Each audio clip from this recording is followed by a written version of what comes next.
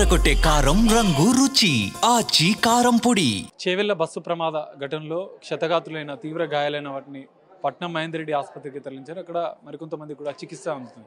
ప్రత్యక్ష సాక్షి బస్సులో ఉన్నటువంటి పేషెంట్ వెంకటయ్య ఇక్కడ చికిత్స పొందుతున్నారు. ఒకసారి వారిని అడిగి తెలుసుకుందాం. పూర్తిగా కంకర మీద పడంతో తీవ్ర గాయాలైనాయి. మల్లారెడ్డి ఆసుపత్రిలో మొదట చేవెళ్ల ఆసుపత్రికి తరలించారు, పట్నం మహేందర్ రెడ్డి హాస్పిటల్కి తరలించారు. ఇక్కడ దాదాపు 15 మందికి ట్రీట్మెంట్ అందిస్తున్నట్లుగా కూడా తెలుస్తుంది.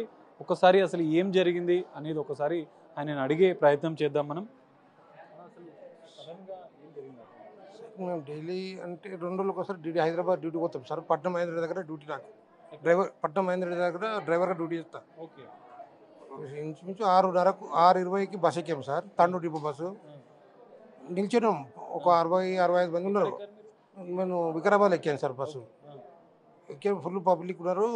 బస్సు కొద్దిగా బస్సు ఫాస్ట్ అవుతుంది. చిటంపల్ దాటిన తర్వాత అక్కడ ఏదో ఏరియాలో నేను అవుట్ సైడ్ మళ్ళినా సార్. సీట్లు దొరకక అట్లా పట్టుకుని అవుట్ సైడ్ మళ్ళినా. సప్పుడు వచ్చింది తెలుసు నాకు అంతే. బస్ అయితే కొద్దిగా కట్టుకొడుతున్నా, రోడ్ బాగాలేదు కదా సార్.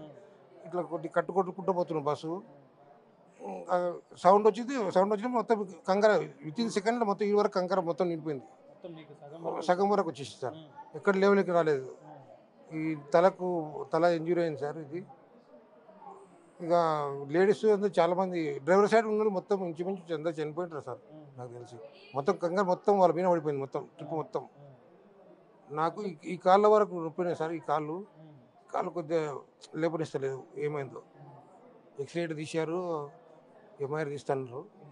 అది విషయం సార్. ఎంతమంది ఉండే బస్సులో ఆ టైంలో? అసలు 60 వరకు ఉంటాం సార్. 60 వరకు 65 వరకు ఉంటాం సార్.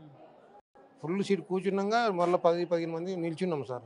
ఫుల్ ఆడ వరకు బ్యాక్ వరకు నిల్చున్నాం ఆల్రెడీ. అది సార్ డ్రైవర్ సీట్ సైడ్ ఉన్నట్టు అంటే ఎందుకంటే కంకర వాళ్ళ మీద పడింది సార్ ఎక్కువ. ఈ లెఫ్ట్ సైడ్ ఉన్న కొద్దిగా కొంతవరకు అంటే మొత్తం సార్ కూర్చున్న వాళ్ళు ఇంచుమించు ఇతర సైడ్ ఉంటూ చనిపోవచ్చు నాకు తెలిసి. అయితే అది డ్రైవర్ సీట్ ఎన్నుకున్న వాళ్ళు మాత్రం చాలా మంది ఇంజూరీ అయింది, చనిపోయారు ఆల్రెడీ. లేడీస్ చిన్న పిల్లలు ఉండ్రి కూర్చొని ఉండ్రి. ఇంకా వాళ్ళు ఏమైందో సార్. మేము మా ఎస్కార్ట్ పాయింట్ అంటే మా సిటీలో గన్మెన్ చేస్తారు సార్. వాళ్ళు వెనక బస్సులు వస్తున్నారు. వాళ్ళు నన్ను చూసి నన్ను కంకర తొప్పేసి పైకి తాగారు సార్. నేను ఫస్ట్ ట్రిప్లో గవర్నమెంట్ హాస్పిటల్ తీసుకొచ్చారు. టిప్పర్ లారీ ఇటు ఆర్టీసీ బస్సు ఎంత స్పీడ్లో ఉండే ఆ టైంలో? మీరు ఆర్టీసీ బస్సు 60-70 వరకు ఉంటుంది సార్ ఫాస్ట్.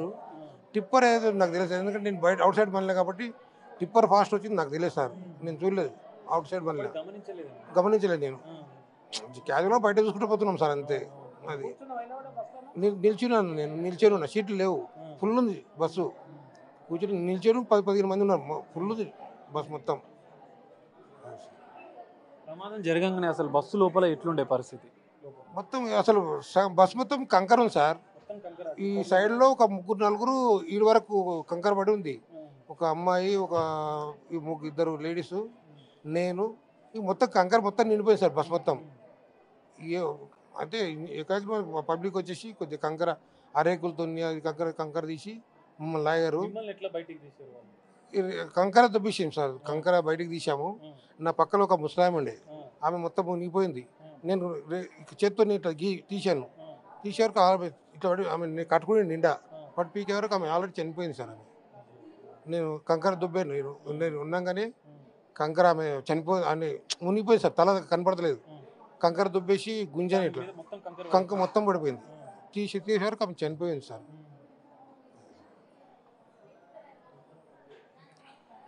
సో ఇది పరిస్థితి.